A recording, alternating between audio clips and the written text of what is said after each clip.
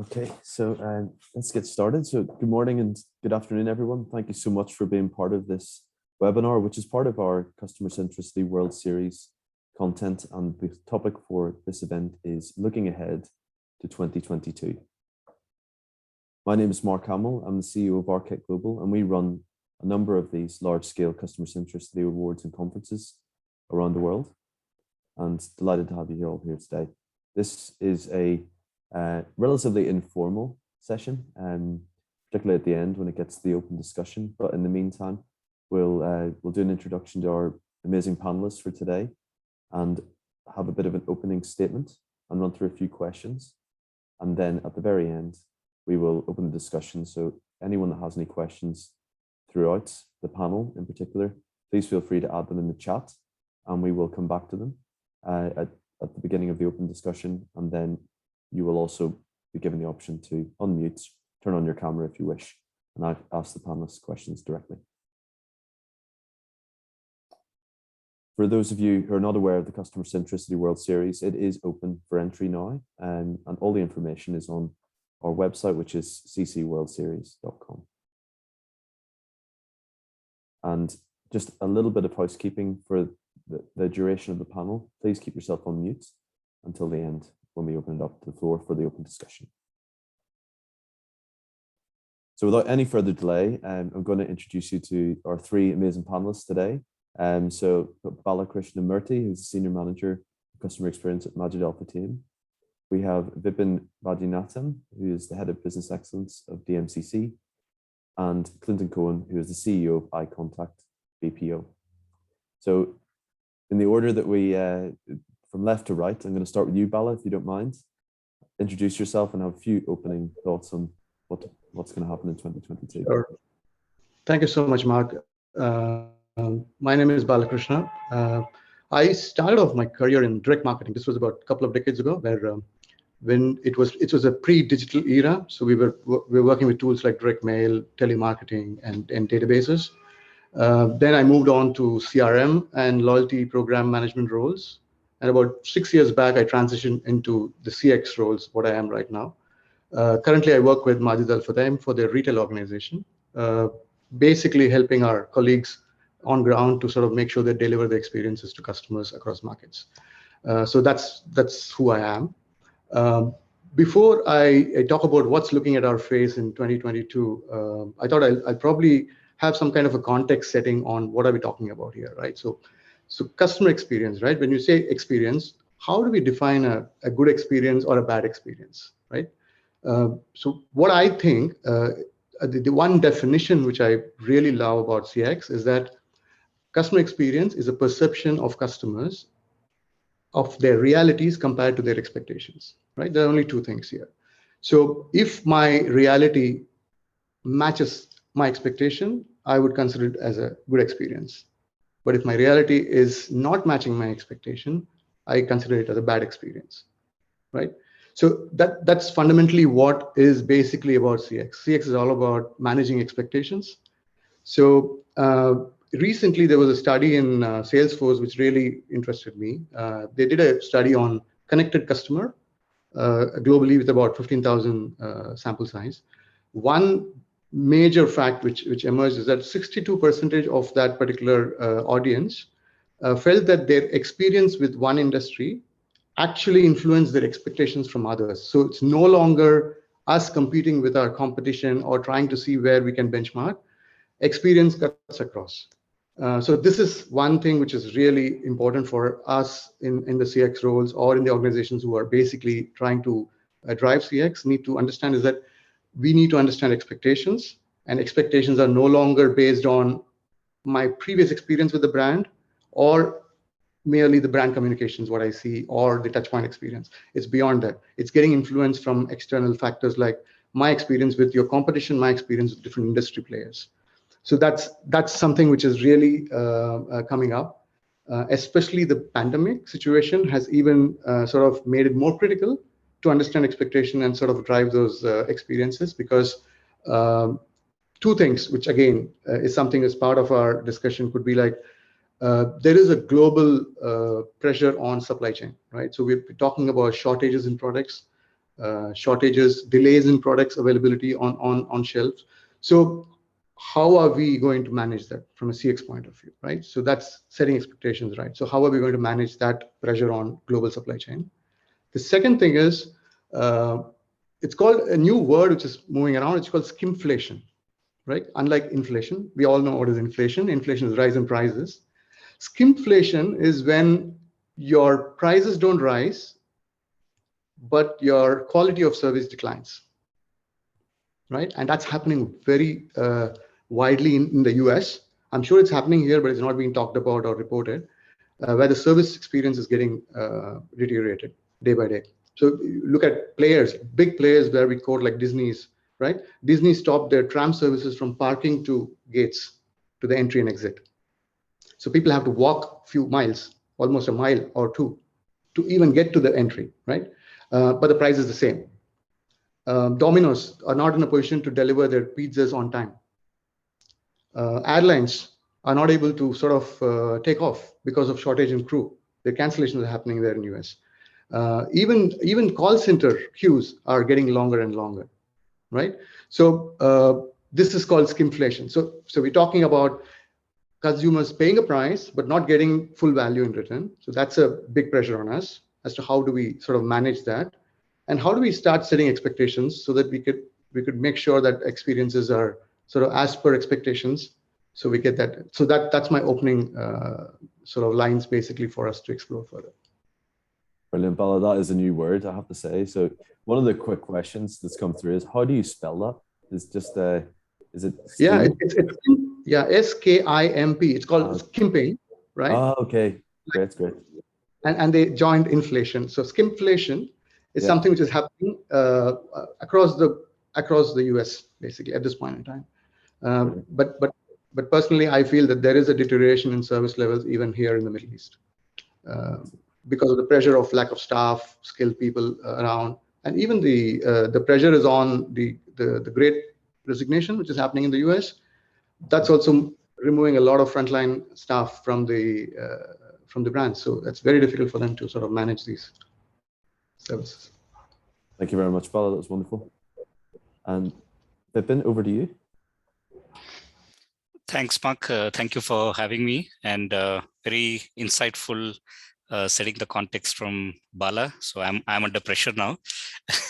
So in terms of intro, I have about 20 years in the corporate world. I started off my career with hospitality, spent a little bit of time in telecom, but spent a vast majority of my time with banking and financial services industry. And now I work with a free zone authority.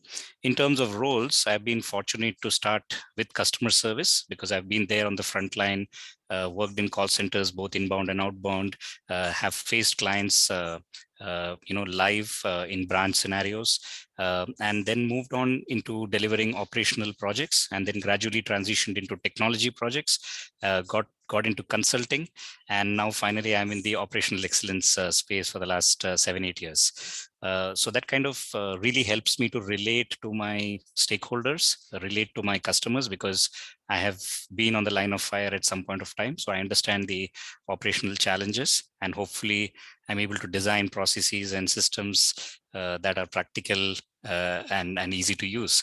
And in terms of locations, I've had the good fortune of working pretty much in every continent except Australia. So we'll get there someday. But yeah, that's a little bit about me. In terms of what COVID has done to the world and the customer experience space, my take on it is there are different dimensions to this impact. One is, of course, the customer experience itself, where I think a lot of organizations did not really expect this or see this coming. They thought their processes are very well designed and robust and ready to handle any kind of situation. But when the pandemic hit is when they actually realized that they don't have the capability to service the client, especially where we took it for granted that a client would be present physically where the service is being rendered. So in those situations when the lockdown happened and both the clients and the staff could not really get face to face with each other is when the reality struck that the processes or the systems or the controls have not factored in this situation. And I think that was a big eye opener. The other thing is this whole farce around the word digital or smart, because the reality is, while most of the companies claim that their processes are very digital, very smart, and they have portals and whatnot, but the reality is only the face or the facade is digital. So a customer can definitely submit a request online, but for that request to get processed, there's a whole lot of paperwork that goes on in the background, which is absolutely manual and traditional. So we don't really think of it from an end-to-end perspective. We only think of it from the customer touchpoint perspective, whereas the back office processes still continue to remain archaic. So one of the greatest discoveries that I had during this time is, a process where you receive a request from the client digitally, and customer uploads a whole lot of digital documents. Somebody in the back office actually prints all of them out and then creates a file, a paper file, and then passes it on to the processing team. They actually look at the physical paper file, which is made out of documents printed from a scanned copy, and then they make some notations on that, and then they scan it back again and upload it back into the system, and then the process becomes digital again. So it's very crude, very archaic, and very, very time consuming, prone to errors, and definitely not giving a good experience to the client, right? So this is something we need to think about. And the last thing is the human or the empathy element of it. So while we focus a lot on re-engineering our processes, digitizing our processes and whatnot, but a lot of times we don't think about processes from that human element. And this is the reality that which I think hit the world, where when clients were actually going through economic challenges or operational challenges, the companies that are rendering those services continue to remain rigid and defiant of the reality. They were not willing to compromise or adjust. They were not willing to make exceptions. They were not willing to pass on some benefits to the client. They were very stuck up about their prices. They were very stuck up about the processes. They were very stuck up about the documentations, and they were not really flexible. So I think we as practitioners now start to also think about the humane element when we are designing processes. And in case there are genuine exceptions to be made, then we need to think about how the processes are going to be able to handle those genuine exceptions, and what is going to be the mechanism to distinguish between a genuine request from a client vis-a-vis somebody who's just trying to take advantage of the situation and make some compromises. We need to have controls in place from that perspective while we design processes. So these are my take on the impact of the pandemic and how the future looks like for all of us. Over to you, Mark. Thank you very much, Vipin. And Quentin, that's two great introductions there. So no pressure, but from an African perspective as well, we've heard about the Middle East. So what do you see? Quentin, over to you. Thanks, Mark. And obviously, Vipin, Balak, always great to have thought leaders such as yourself lead the way. Gives my task as going third a little bit easier. Good afternoon, fellow colleagues, esteemed associates, customer-centric human beings on this webinar today. It's an absolute honor to be CEO of iContact BPO, based in South Africa, servicing global international markets with our head offices based in Johannesburg and our second site in Cape Town. As mentioned earlier on the call today, I think what we're seeing from a contact center perspective, looking forward into 2022, and Balak, I must admit, shrimpflation is the first time I've heard that, and I absolutely love it. And I'm sure, Mark, you guys could put a word in the Oxford Dictionary. I'm sure they can get it classified and squared away. But it's with that in mind, in terms of, what we see from a contact center perspective. besides for product shortage, we're seeing onshore delivery skill shortages in those emerging markets such as the United States, UK, and labor rates being significantly higher, levels of unemployment being really low. To find contact center employees, and yes, I'm saying this with a blanket approach with some generalization, but to find really good, skilled, talented contact center agents in those emerged markets is starting to prove somewhat challenging to onshore delivery locations, which gives us a great advantage in Middle East Africa to be able to serve the international markets from our locations with great quality language sets, English, whether it be multilingual to European. Those are really significant, and I'm seeing an increased demand coming out of those markets. I think further to what Vipin was saying, regarding the pandemic and how we've come through it and trans through it with its multiple challenges, we've seen a shift in that geo-risk diversification, that businesses are needing that continuity plan. Not having all the eggs in one source location, businesses are now transitioning and having teams in multiple geolocations, servicing the same customers, expecting the same levels of quality, and just not being beholden to whether it be data, whether it be climate, whether it be any of those geo risks, all in a centralized area. I think for me, hearing and seeing it on the front lines from a customer-centric perspective, and the pandemic also shifted how consumers were reacting. We're seeing that 24/7 always-on approach. Today, a consumer at home, shopping online, whatever he may be doing, wants to reach out into a business. He wants to talk to a customer service representative, whether it's 11 p.m. in his local time, or if he's a shopaholic and decides at 2 a.m. in the morning, that's when he wants to engage.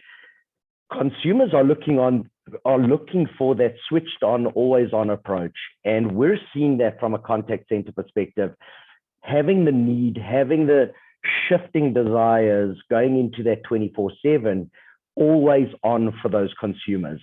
And we're seeing it across all the various different verticals. So yes, the contact center queues are increasing, and those workforce management queue patterns have shifted into a different way of work.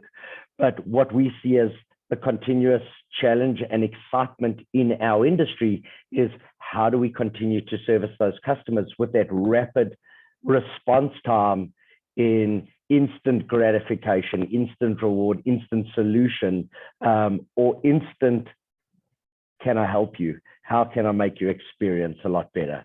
So those are just, some of the three key takeaways as we've gone through the introductions.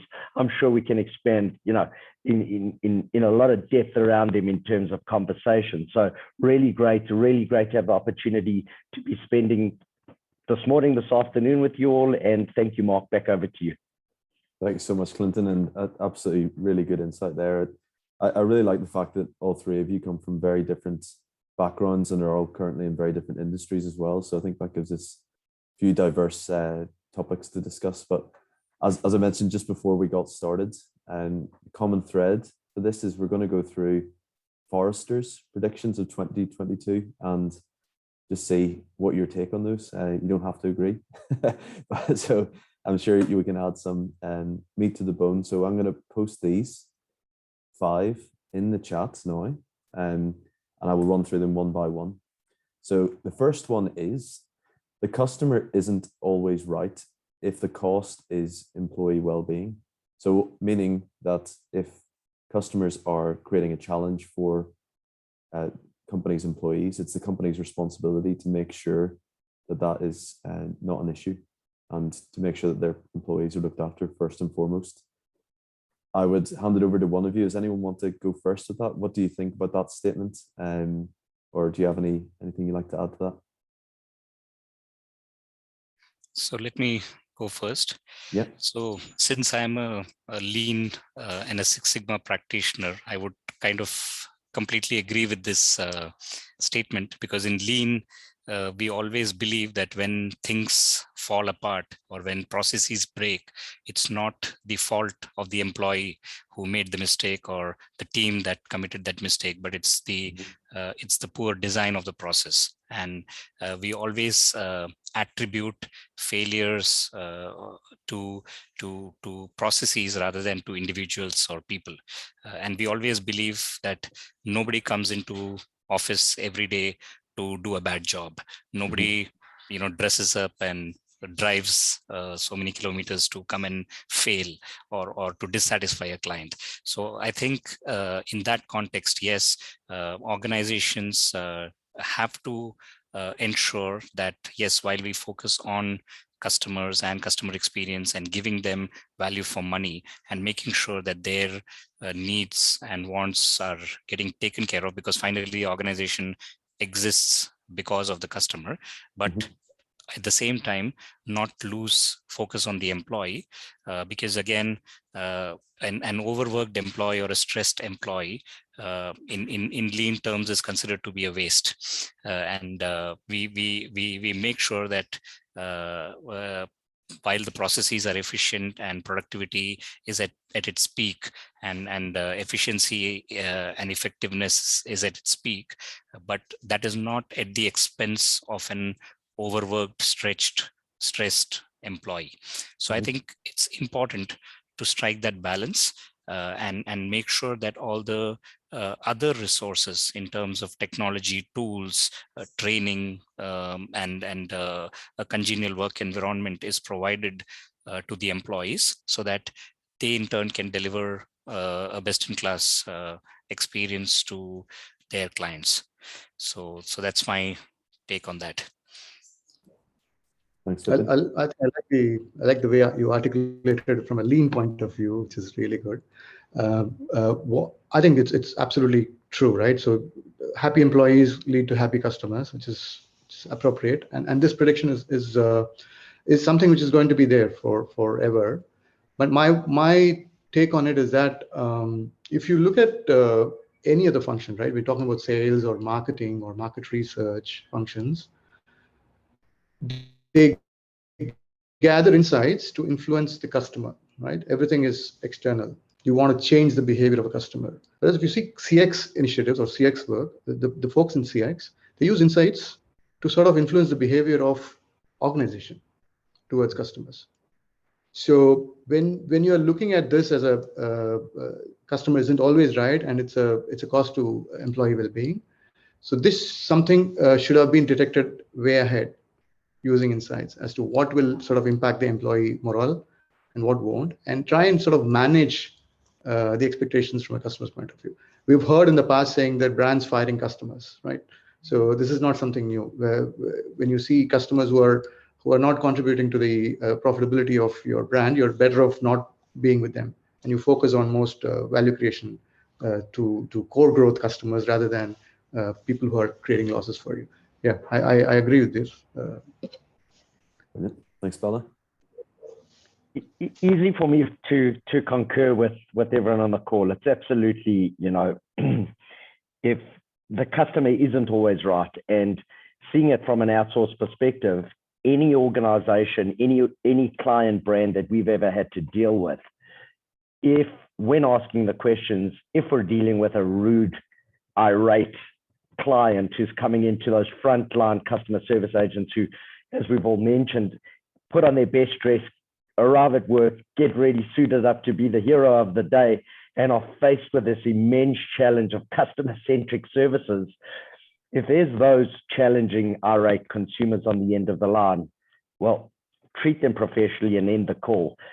It's not that the consumer has the right to engage or deliver anything less than, and we understand that there's certain, emotional dynamics, but it cannot come at the cost of the employee. The employee is there to try and manage the call to the best of their ability, try to service the customer to the best of their ability, but certainly it doesn't need to escalate where we've seen in instances to abusive, disruptive levels of communication, never mind the processes and procedures that follow those prior, enabling the best quality of service. So absolutely agree and concur. The customer isn't always right. even though that's kind of what we've been taught. Textbooks, years and years, the customer is king. So happy to agree, they're not always right. Thank you, Clinton. That moves us on to the next one. And this one's more about, let's say, supply chain issues with perhaps staffing as well. So the era of instant gratification is over for now. What do you think about that? Do you think that this is the case, or would anyone like to kick us off with that one? I don't think this is going to be the end of instant gratification. That's very inherent to human beings, right? So we always seek for something which is instant, but maybe the focus is shifting towards long-term benefits and sort of a culture where you don't only restrict yourself to what is right now here, rather than see how things are going to go about. So I really don't agree completely for this. Me too, but I'm not a panelist. Vipin, what do you think? Yeah, I think there are two sides to this statement. I think instant gratification for sure is not going to go away. In fact, I believe it's going to get worse from here because processes are getting more and more digital. Companies are investing more and more in technology and online servicing and stuff like that. So more and more customers are going to expect things to be delivered to them virtually, fast, and they don't really care what challenges the organization is facing. Right. But on the flip side, from an organization's perspective, I think because this is not going to go away, they are now going to have to invest a lot more on reimagining their supply chain and making sure that despite unforeseen circumstances like the pandemic, they are still able to deliver to their promise. So I think it's going to put more pressure on the organizations, and the customer expectation is not really going to change. I think it's going to get worse. This is my take. Thanks, Vipin. Brilliant. Clinton? And I think, just to layer onto that, our access today to information is so great that instant gratification, as I said earlier, or the need to communicate with customer representatives at any hour of the day is more increasing as we go along. I think the opportunity that it gives organizations, and as we've mentioned, talking about those the self-service, self-care aspects to the customer journey, the better we get at those, the less reliant we possibly are to the human touch of servicing. But that doesn't mean the client's instant gratification is going to go away. They're going to want that service delivery. They're going to want that end-to-end delivery process, or the frequently asked questions, or just the complex asked questions dealt with, delivered with, and service now on their time, on their steam. So I think it's going to escalate. Thanks, Clinton. Absolutely. And I'm going to jump to the fourth one because I think it's more relevant with the instant gratification prediction. So there will be more time spent with vendors that can commit to accessibility, so able to provide a service much more quickly for the company in the B2B level. Would anyone like to, I suppose from a retail perspective, Bala, I don't know whether that's something. Yeah, I think the improvements what has happened in pandemic is there to stay, and in fact, what I was thinking is basically rather than have onerous, undesirable steps in the process, I think we'll have to eliminate those long-term processes as a solution, and not focus too much on making it easier for a customer to solve it, right? So not make process easier just for the sake of making it easier, rather look at undesirable steps in the process to be removed. I think Vipin probably might have a much better view on this from a lean point of view. But I think process management is the key here for CX improvement, because at the end of it, customers are experiencing the output of the workflows what we have in the organizations. Absolutely. Thanks, Bala. And Vipin? Right. So I'll continue on the same point, Mark, and I'm going to be a little harsh here and say that I don't think there have been any customer experience improvements due to the pandemic. I think it's more of a quick and dirty cover-up act that we did because we just wanted to sustain our business or continue to serve our clients and somehow keep the ship afloat and continue to run the show. But now is probably the time for us to take a step back and relook at all our processes and customer experience touch points to try to make these changes more robust and more permanent, because I think what we've done is just window dressing during the pandemic, whereas the back office processes and infrastructure continue to remain because those could not be transformed or reimagined at such short notice at that point of time, right? So now is the time for us to really get into the nitty-gritties and rethink and reimagine all these processes and build them in a way that they are more sustainable and they are more equipped to deal with similar such unforeseen challenges that might come up in the future. That's what I feel. So it's not about sustaining where we have got to, but I think it's about learning from those experiences and then investing some time and effort in actually redesigning those processes end to end. And the other element that I would like to touch upon here is also the fact, again, the human element. So a lot of times we kind of tend to take human beings for granted, and what I especially see in this region, in the Middle East region, is, like I said before, the front end is all nice and swanky and sexy and digital, but the back office is really archaic and paper based and all of that. And obviously the employees are also trained in that manner. They are not tech savvy. They've not been trained to work in a digital environment. So when the pandemic actually hit, what I noticed with a lot of organizations is that they were all provided with laptops and they were all provided with VPN connectivity at very quick notice, but there was no effort invested in actually orienting them or training them to work in that environment. A lot of inefficiencies were there in the system because people had never experienced something like this before, and they were never trained or they were not prepared to work with technology. So they were really struggling with digital processes. They were struggling with video conferencing. They were struggling with Teams. They were struggling with VPN connectivity. They were not comfortable looking at digital documents as opposed to the paper documents that they were so habituated to seeing in the past. So I think we have to take cognizance of this element also, because investing in high-tech technology is one thing, but reorienting or training your people and changing their mindset to work efficiently with these technologies is a completely different thing, which I think we are not paying adequate attention to. And maybe this is the time for us to also invest some time and effort on that. That's my take. That's brilliant, Vipin. Thank you so much for that. And over to you, Clinton.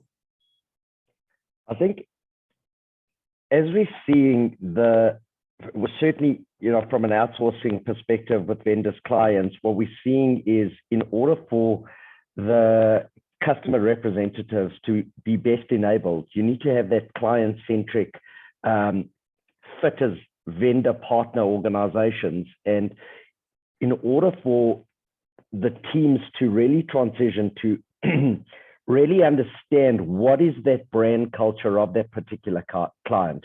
And in order to have that, and once that is aligned, which talks to, I agree that vendors, partners, suppliers will all spend their time further to create how best to message, how best to engage, how best to land that customer-centric results to the end user customers in the process. So definitely from a vendor supplier partner relationships, we're seeing that the time spent, whether it be in training, whether it be at engagement levels, are certainly spent more and more in the partnership approach, in the collaborative approach, in terms of how better to serve. I think Vipin alluded more along the lines of those CX improvements and how it transitioned, and agree, at pandemic face value, it fluxed everything, it disrupted everything, and now you've enabled these teams to digitally serve in an environment that's absolutely unusual to them. So to say that CX improvements, we'll try to keep them, I think there's only going to be continuous improvement. There's only going to be further value creation and adding, both from an employee perspective who need to transition into the digital world. And we're seeing that transition happening. It might not be at the speeds of some of our leadership would anticipate or hope for, but again, highlighting some of the skills gaps or knowledge gaps in terms of how best to transition this learning. So we're seeing the strides being made in terms of how better to improve. And again, you're seeing more and more the brands and partnerships collaborate in terms of how better to serve their end user customers. So great statements, great questions, great thought-provoking ideas. It's just, can we move quick enough? Can we deliver it fast enough to satisfy that instant gratification of consumers, the disruptive need of them needing it, but how those relationships with brand, vendor, suppliers work together with agent, employee, organization, digitalization, as well as continuous improvement and transitioning into that new world of work. Brilliant. Thank you very much, Clinton. And we've got one more point we're going to go through, and then I'm going to open up to the floor, and you have the opportunity to ask Bala, Vipin, or Clinton any questions, or even just to have a statement about what you think is going to happen in 2022. So the last one is design will focus on privacy. So is there anyone that wants to kick off with that?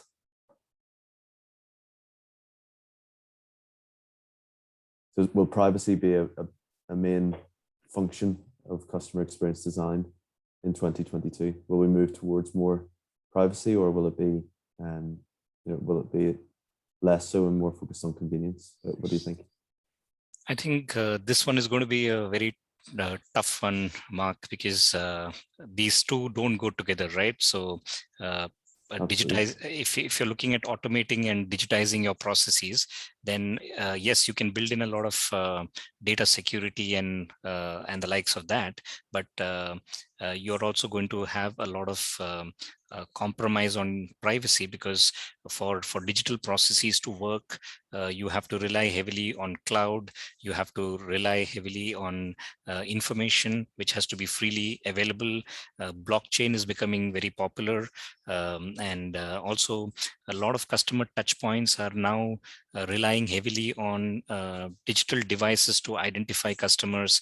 We have cameras that can read a person's sentiment and alert the service provider on whether a customer is feeling happy about the interaction. So gone are the days when you are going to continue sending out a satisfaction survey at the end of the interaction and then wait for the client to fill it up and provide feedback. More and more organizations are moving to real-time sentiment analysis at the point of contact. So obviously that is going to require some a device to capture your face and record your emotions and stuff like that. So where do you draw the line, right? And privacy is no longer just about protecting my contact information, right? It's more than that. And the best example I can give you is the other day, my wife and I were having a conversation in our living room about schools in general in Dubai, and we were just considering whether we should move our kids to a different school or a different curriculum, and that kind of thing. And then a little while later, I just pick up my phone and I'm just browsing some website, and I suddenly see ads related to schools popping up, and it was so creepy.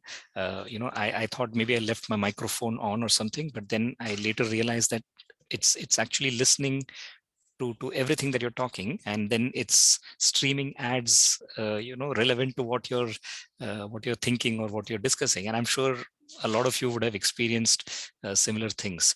So to me, privacy is no longer about GDPR and protecting your contact information and all of that, but it's more about the overall privacy and where do you draw a line. I mean, Google Maps, for instance, right? You move around with your phone, and then at the end of the month, it suddenly sends you a report saying these are the 40 places that you visited in the last 1 month, and would you like to edit or update anything? And the damn thing is bloody accurate. It tracks each and everything. It knows which grocery store I visited on which day at what time, and that's scary, right? But on the flip side of it, if Google Map has to give me a good experience, it has to track this information. If it has to predict where I'm going to be headed out on a particular day in a week, it has to track this information. So this is going to be a very tough one. The I don't. balancing act. Right? Yes. Yeah. I don't have a straight answer for this. Yeah. Yeah. But that is a good example, that story. Yeah. That's something like, let's say 10, 15, maybe 20 years ago, would have been like science fiction almost. Right. Or, the FBI are after you, for example. But now it's Right. In your living room. Right. Yeah. Does anyone have a story as scary as that, or better, a nice story? I have similar experience. I have similar experience like Vipin. With proliferation of data and the kind of sensors what we have, I think that the fact that Vipin was talking about all those aspects, it is definitely needed for privacy to be central part of our design process, right? So any CX design which involves any new service or a product has to consider privacy as a very key aspect of the design itself. So I absolutely agree that this is going to be the way forward. Thanks, Bala. Vincent? Yeah, I agree too. And at face value, when you talk about design will focus on privacy, it absolutely will. I think at its face value,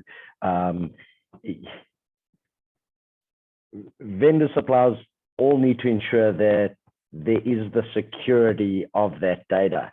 To Vipin's next is, how far does that go, and what processes does it then not enable in the journey of trying to acquire as much data and information? What we're seeing in this new transformation is we're seeing a lot of the bureaus, a lot of the data holders, having all these data breaches.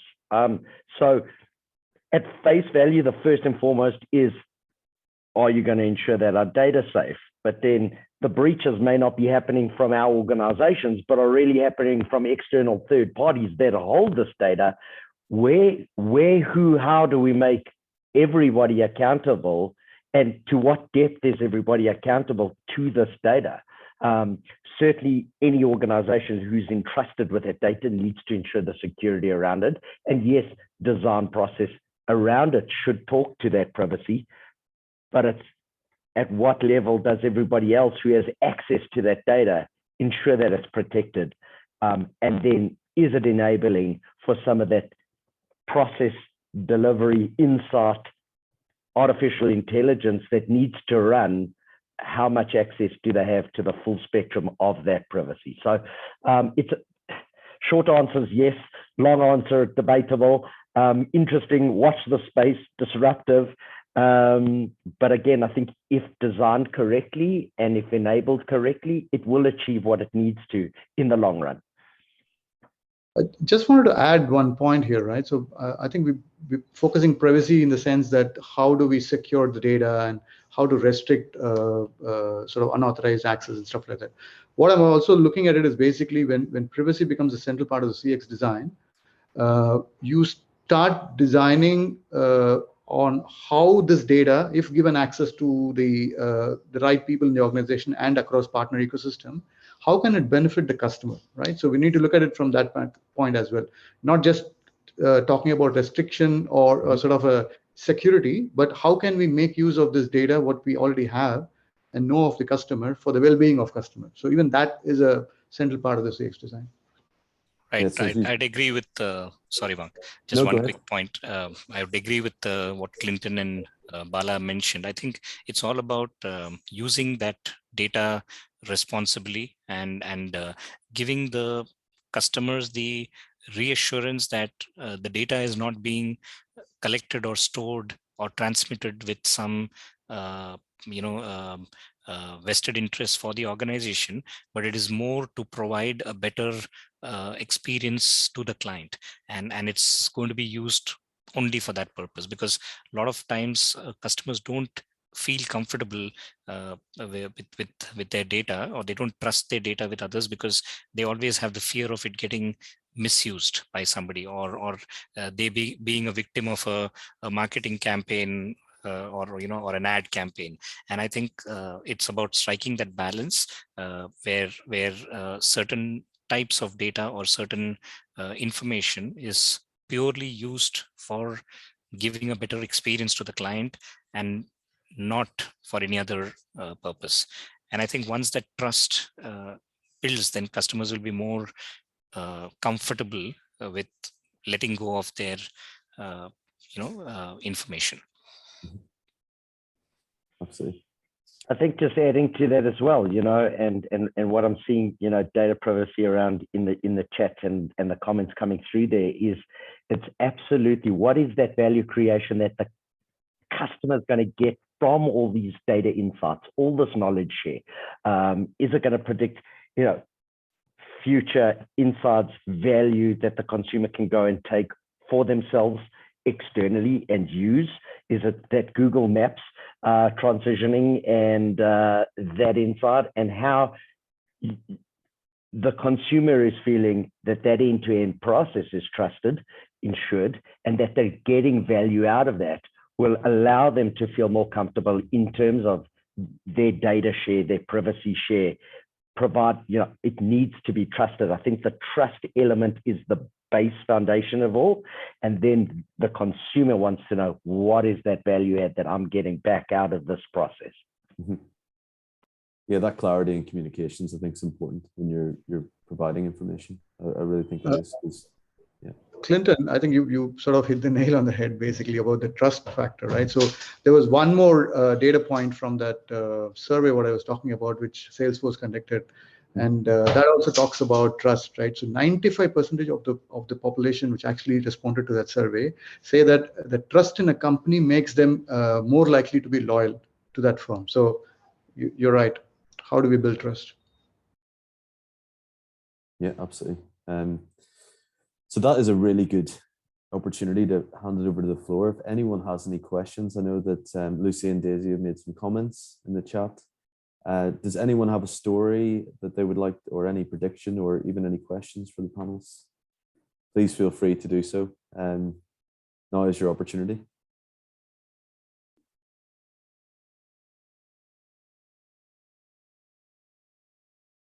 I'm not going to put anybody on the spot, don't worry. So yes, even though I've got a few familiar faces in here, I'm not gonna do that. But I think just on your last point, Bala, you mentioned about trust. I think that the main thing for me is that it's a core belief is that reliability breeds trust. And I suppose you can go back to what you were saying, Vipin, from a process design perspective. If your processes are really robust and your people are really responding quickly, that will build trust. So being more reliable as a brand will do that. So Daisy has just put her hand up here. Daisy, would you like to unmute and ask a question? So I'm from Nairobi. I just wanted to hear from the panelists, or the panelists, if there's any, the insurance sector, and it's so interesting. I don't know whether it was Bala or who had talked about a very beautiful front line where it's all digital, but the back end is really manual and, very, very paper driven. So I don't know if there's anyone in the panel who's able to just share some insights on how to because insurance is really a lot of paperwork, and we are really, driven by manual processes. Anything they can share for, just improving this customer experience, especially the pain points for this manual paperwork, would really be welcome if anyone can just share some insights that they're already using on their end for us to see how we can incorporate this with our very archaic old processes that are basically paperwork. Yeah, thanks. Thanks, Daisy. Vipin, I think that's right up your street. So Right. that's over to you. Sure. I'm sure Clinton and Bala can add a lot of insight, but yeah, I'll go first. So Daisy, you're absolutely right. And as I said, I've kind of worked most of my life in the banking and financial services industry, and I've struggled a lot with what you are saying because they are so regulated and so compliance driven and risk averse industries that typically everything requires a paper, a signature, a document to be verified, or something to be stored in archival forever. We're not at all comfortable going digital in these organizations, right? So I definitely hear what you're saying, and some of the learnings that I have from my 15 odd years of experience in this industry is that it's more of a mindset thing. Okay, it's not really regulation or compliance or policies, but it is more of a mindset. The way people read those regulations and the way they interpret it, it's a matter of convenience because they like to play it safe.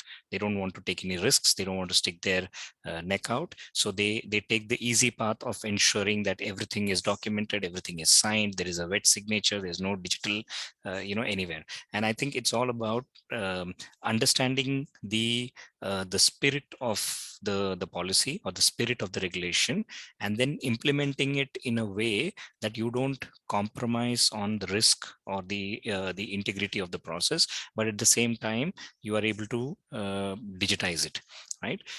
And trust you me, there are so many different geographies in the world and so many different organizations where I have done this time and over again. It requires a lot of effort. It requires a lot of convincing to do. You might have to have a lot of discussions with people, but then the only way to get this done is to actually get into the nitty-gritties of why something is being done in a particular way. And I can promise you that when you ask this question, why something is being done in a particular way, the only answer you will get is, this is how it was handed over to me, and I'm just following it, right? So I don't know if you've heard the 5 monkey story. Maybe you can just Google it. There's this very interesting story where you put 5 monkeys under a shower. The moment they try to grab the banana, you spray water on them, and you kind of shoo them away. And you start replacing the monkeys one by one, and it reaches a point where you have a completely new set of monkeys in the cage, and you don't spray water, but none of the monkeys will touch the banana because you've been consistently spraying water in them. So they kind of learn a lesson that they're not supposed to touch the banana. So it's like that. Processes are like that, right? Somebody designed the processes 20 years back and people changed. They kept handing it over down the line, and the current generation is just following that process, but they have no idea why they're following that process, right? So it's like that. So you have to relook at those regulations, those policies, and then see how you can apply it in the current situation without actually compromising on risk, and then use digital wherever you can. I mean, this is the way I have been able to successfully do it. Yeah. I hope I kind of answered your question, Daisy, in a summary, because we really don't have the time to get into the details, right? Yeah. I just have one thought here, basically, right? So process automation for the sake of automation should not be done, because when you automate a process, you're not making it any better. It's only getting faster. So if the process is weak, you're actually sending out a bad process much faster to a customer. So I think the best part is basically to sort of relook at the processes like what Vipin just mentioned. These are all old processes built by several hands. Nobody has relooked at the entire end-to-end process, basically. So look at it from a customer's point of view, re-engineer the process, and then start looking at automating them. Absolutely. I think that's a very, very valid point, an important point that Bala brought up, that a lot of times we just take an existing manual, crappy, rubbish process and we automate it. And then we say that we are digital or we are a fully automated process. But I think what we miss most of the times is to re-engineer the process first, reimagine the process, see how the process can be made as efficient as it can get, and then automate it. that is when you will really derive the true benefit of automation. Otherwise, you're just increasing the speed of your rubbish process, right? So until now you were doing it manually, 10 transactions a day, which were crappy 10 transactions. And now you're going to be doing in an automated way, 100 crappy transactions a day, right? So, which also, yeah, thanks, Bala. Vipin, which also leads to one of the predictions earlier, right? We're talking about customer isn't always right if the cost is of employee well-being. The employee well-being we're talking about is basically there in the front lines, right? The customer has no other place to go and sort of open out. So if the process has actually failed the customer, the only place where he can come back and complain is all the touch points where they have access to, be it physical, digital, or voice. So that means that there is a failure in the upstream. So these are downstream processes, right? So we need to re-engineer and, as you said, redesign processes before we start automating. Absolutely. Thanks, Vipin. Thanks, Bala. And Clinton, we have time for one final thought from yourself, and then that will be us wrapping up for the day. No pressure on a final summary of what today's been a tremendous panel. I think the conversations that are being had here in today's session are really, and possibly ending on this last part of it. Daisy raised a great question. It is those processes, it is those re-engineering, it is the disruption that we've gone through in the marketplace that allow us as leaders to step back, look at it and saying, is it serving our customers? Is it serving our business? How do we better shape it? Vipin and Bala, expressed it so well in their last final closing views there in terms of how best to serve, that no business should be scared of changing those processes. The change is on us. That continuous customer improvement is here to stay, and is going to be the next gen continuous journey as we move forward. I've absolutely loved the viewpoint of having had this disruption and being able to analyze, does this process serve our business? Does it serve our customers? And being able to change it, watch it, reiterate it, make it better. But it's that point that Vipin raised to Daisy is we need to get out and try it. We need to test it. We can't be afraid of it, because if we stand there and do nothing, nothing will develop. If we change the process, we'll be able to iterate it, get better, and finally end to serve the customer in a far more effective way. So yeah, thanks very much, Mark, and thanks for everyone for today's session. Brilliant. Thank you so much, Clinton. And thank you, Bala, Vipin, Clinton, for your fantastic insight today, and for everybody's that's been here and contributing. Wish you all a great day, great week ahead, and hope to see you all soon. Thanks again. Thank you. Thanks, everyone. Thank you. Take care. Take care. Bye. Thanks. Bye.